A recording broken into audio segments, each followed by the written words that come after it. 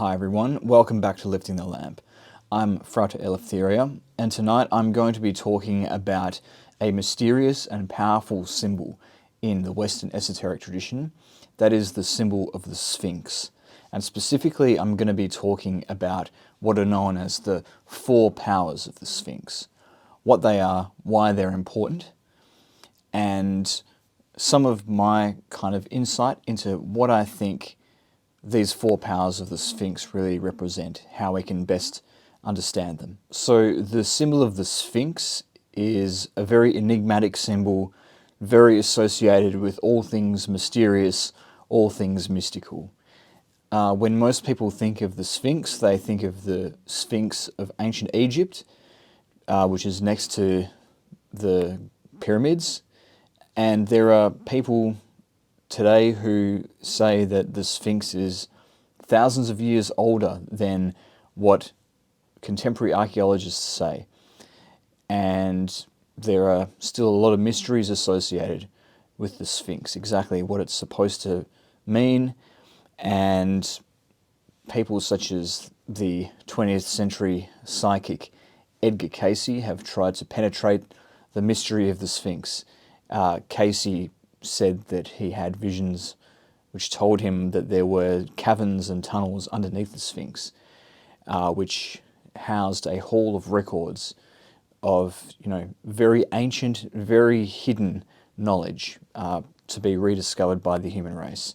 So there's this sort of enigma and this mystery surrounding the Sphinx. But the Sphinx is not just something that relates to ancient Egypt. The Sphinx is actually a symbol that appears in ancient Greek mythology, in the stories of the hero Oedipus. One such story is that when Oedipus was on the road to Thebes, he encounters this Sphinx. And many other travelers on that path had encountered the Sphinx before. The Sphinx would give them a riddle, and if they could not answer the riddle, the Sphinx would devour them. If they could, the Sphinx would let them pass. And Oedipus was actually the one that solved the riddle. But again, we have this association between the Sphinx and mystery and power, and also understanding hidden knowledge, having some special insight into knowledge that is very difficult to grasp. And although the Egyptian Sphinx is the image of the Sphinx that we're most familiar with, the ancient Greek version of the Sphinx is unique in its own right. This is a version of the Sphinx which had the body of a lion and the head of, or the face at least, of a human being. And in addition, also the wings of an eagle. And in addition, the Sphinx also had the legs of a bull. So these four animals combined are very significant. That's because they represent the four fixed signs of the Zodiac. The lion is Leo, the human being is Aquarius, the bull is Taurus, and the eagle is actually one of the ancient symbols that was used for the sign of Scorpio. And these four fixed signs of the Zodiac appear in the Bible, in the Old Testament. They are represented in the form of the four cherubs, the four cherubim who surround the throne of the Most High. And even earlier than that, they appear in the mythology of the very birthplace of astrology as we know it today, Babylon, ancient Babylon, where they were known as the Karabu. And there are still statues from ancient times that attest to these celestial beings and their importance to the Babylonians. And of course, part of the symbolism of these four cherubs, these four celestial beings, is that they represent the four elements. Because out of those four fixed signs, one of each of those signs represents one of the elements. So the lion, Leo, is a fire sign, Scorpio is a water sign, Aquarius is an air sign, and Taurus, the bull, is an earth sign. And so part of the understanding of the mystery of the Sphinx is understanding how these four elements are combined in a single being to create a picture of completion. And to the occultist of the 19th century, the famous Eliphas Levi, the Sphinx was indeed an esoteric symbol that represented the spiritual seeker who had gained a position of mastery or completion by integrating various lessons on the spiritual path, various aspects or qualities of their being.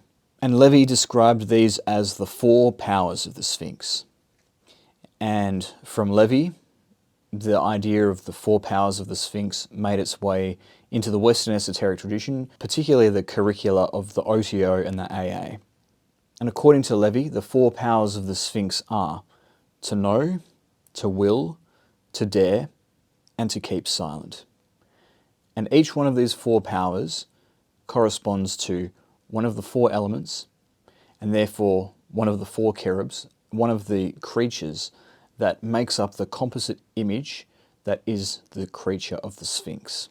So the first power of the Sphinx is to know. This is associated with the element of air, appropriately enough, as air is often associated with intelligence, and therefore it corresponds to the sign of Aquarius, the sign of the human being. The human being, of course, being the intelligent animal or the thinking animal. And so here we're being encouraged to use our heads, use our brain, if we want to succeed on the spiritual path. You know, spirituality is often associated with the more intuitive parts of the mind, and perhaps the evoking of emotion. But there's also a lot of really rigorous mental activity that needs to happen. A lot of little puzzles that need to be solved and put together in order to understand certain concepts, and a lot of reading, a lot of comprehension, and a lot of critical thinking about things and learning how to sift the truth from falsehood. And, it's very appropriate that the story of the Sphinx in the myth of Oedipus is all about solving riddles, because that's something that you have to constantly do when you're reading spiritual texts. Not every person who presents esoteric knowledge is as simple or straightforward as me. There's a lot of people who make things very obtuse, and they do make it like you have to solve a riddle just to get one piece of information. Crowley is notorious for this, but he is by no means the only offender. And so, when you're navigating through the world of the esoteric, the world of the occult, you constantly have to be on the lookout for bits of information that might have been changed, the symbolism of different things switched around. That's happened with the major arcana of the tarot.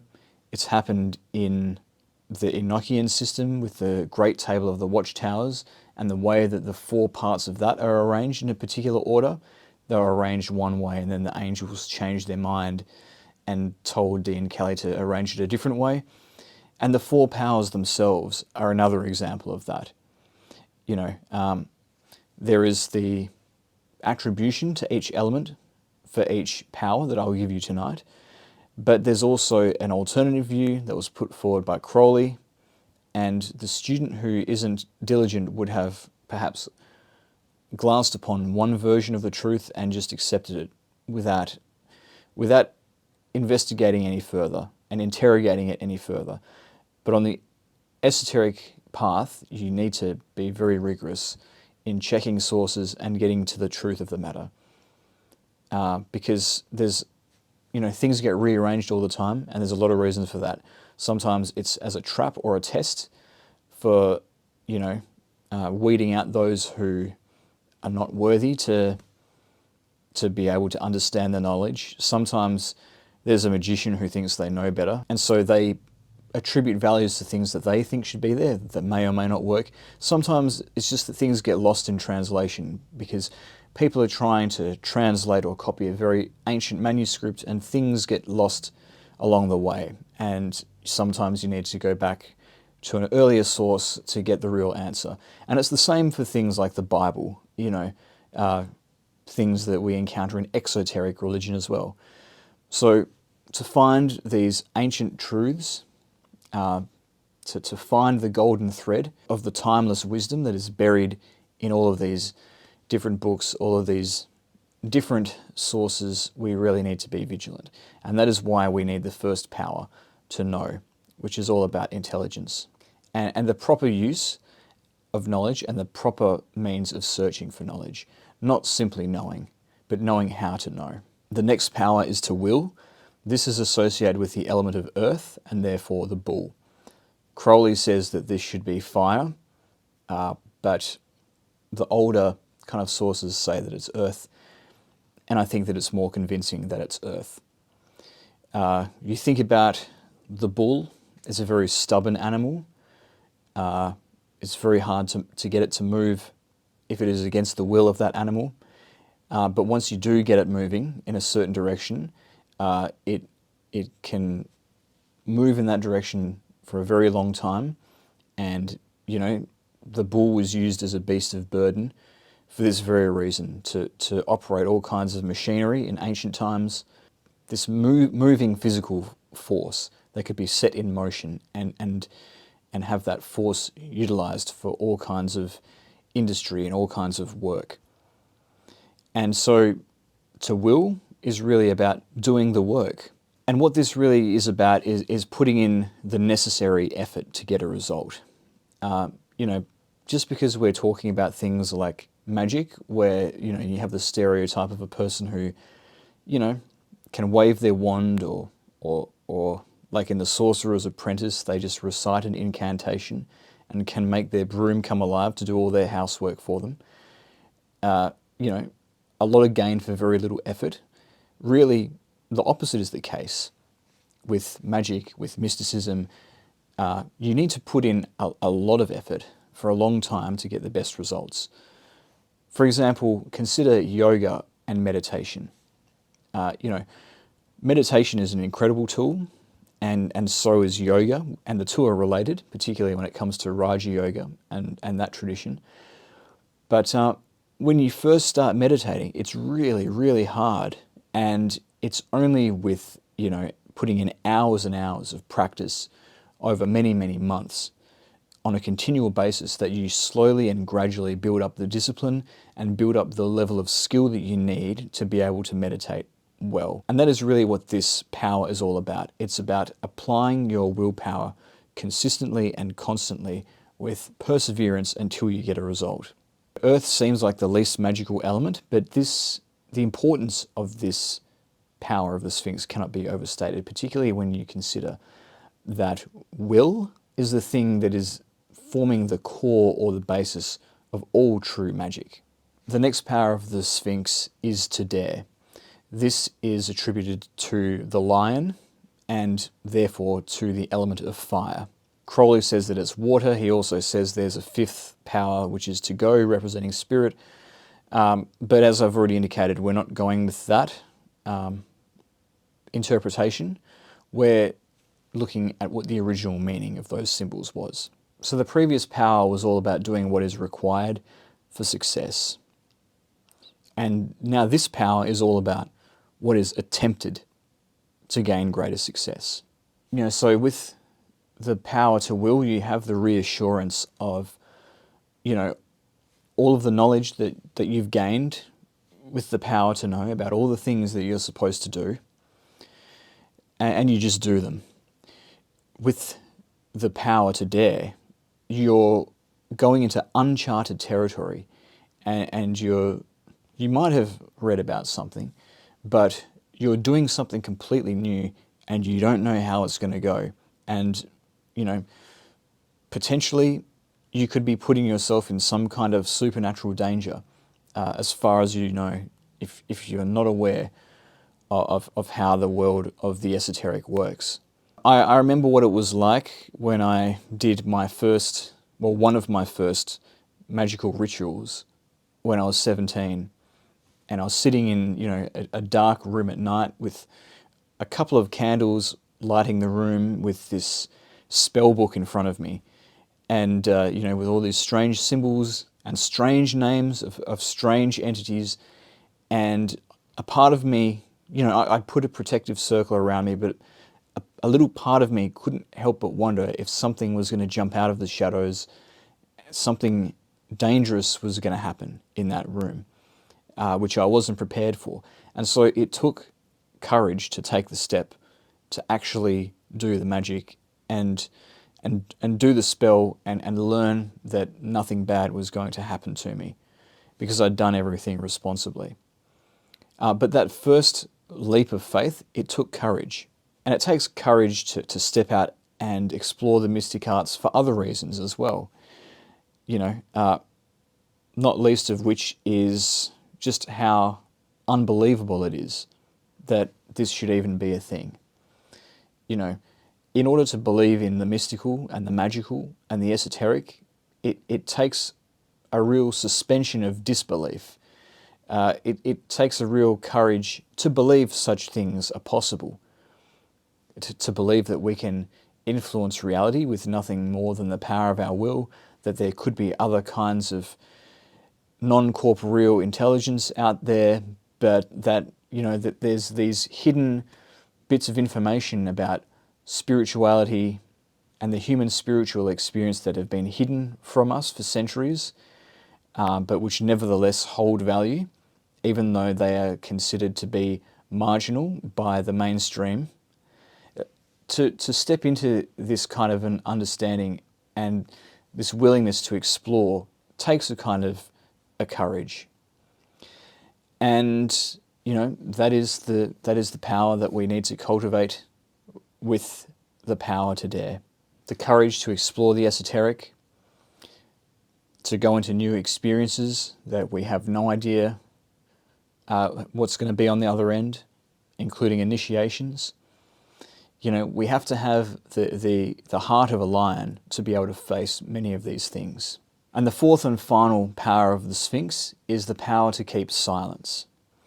This is most commonly attributed to the element of water and the animal of the eagle. Crowley says that it's earth, but everywhere else says it's the eagle. As I've said before in this video, the eagle is actually a symbol for the sign of Scorpio, and there were many other different animals that represented Scorpio in ancient times, as well as the eagle. So there was also the dragon, and there was also the serpent. The sign of Scorpio appeared next to the constellation of Ophiuchus in the night sky, the sign of the serpent, sometimes considered to be a zodiac sign in its own right, the hidden 13th sign. But it kind of got merged with Scorpio. So the serpent became one of the symbols of Scorpio. And many of the qualities of the serpent embody the qualities of the power to keep silence. So the serpent is a very cunning creature. It knows how to shed its skin if it needs to blend into different surroundings, to hide itself in long grass so that it can be not eaten by predators, and in order that it might strike at its own victims from a place of stealth. So we see all these features of the serpent where it chooses how it wants to be seen or not seen. And so this cunning of the serpent is what is needed in the power to keep silence. It's really about knowing what to say and when to whom, and what not to say in certain situations. When you're talking about esoteric knowledge, it's really a kind of information that's really valuable, but also very prone to misinterpretation and misuse. So the way that you explain it needs to be very carefully considered, and who you explain it to, which information should be known by many and what information should be known by very few people. It is something which requires a high level of discernment and discretion, because some people are not ready for certain information. They'll freak out, they won't understand it, and they'll fear it, and then they'll hate you. Other people will misinterpret ideas and do things in a wrong way. Some people simply won't get it.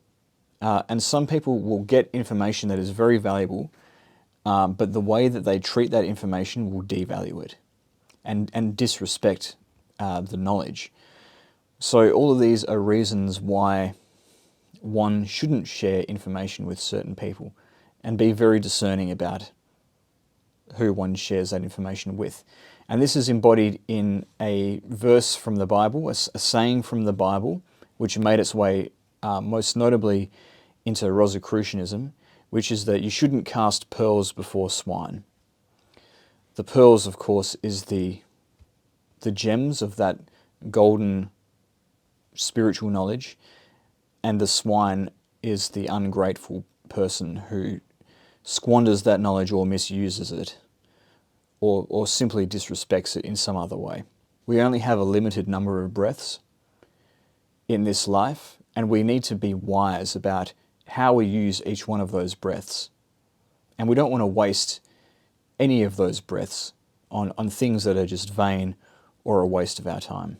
But there's an even more serious reason for this power to keep silence, and why it has been historically very important. And that is because, if you think about the Western esoteric tradition in particular, for centuries, you had the church reigning supreme. And if you believe the wrong thing, if you read the wrong books, if you say the wrong thing, then you could be tracked down and have a very terrible fate before you, and even have your life taken from you by the church, just because you didn't follow their dogma. And so, if you did belong to one of these esoteric orders back in those times, it was necessary for you to be very, very discerning about who you share this information with. And that is the reason why secret societies are secret, and why such a premium was put on people who were initiated into these societies taking an oath of secrecy, not to reveal certain information to people unless they could give the password and the secret handshake that would indicate that they are trustworthy people to share that knowledge with. Things have apparently changed in contemporary times, but as we've seen, particularly in the last few years and with the rise of social media, angry mobs can still form very easily, and people can go after those that are a bit different to them very easily, and that the tide can turn and the tables can turn against certain people just because of how they're derided in the media and on social media. So we haven't evolved past that as a species, unfortunately. So it is still important to be discerning about how we use our words and who we trust with certain information. And that is the essence of the power to keep silence. So that is the 4 powers of the Sphinx. That is my interpretation of them, having explored the Western esoteric tradition myself for many years. They are a great power for every seeker on the spiritual path to try and integrate into their own personality. And I would like to leave you with some words of Eliphas Levi communicating the importance and the sanctity of these 4 powers of the Sphinx. The great secret of magic, the unique and incommunicable arcana, has for its purpose the placing of supernatural power at the service of the human will in some way. To attain such an achievement, it is necessary to know what has to be done, to will what is required, to dare what must be attempted, and to keep silent with discernment. Thank you again for listening. I hope that you enjoyed this video. If you did, please leave a like on the video, subscribe to my channel to support my work, leave any comments that you have down below. And if you would like to give me extra support, please hit the thanks or join buttons down below. But thank you again for listening, and I'll see you next time.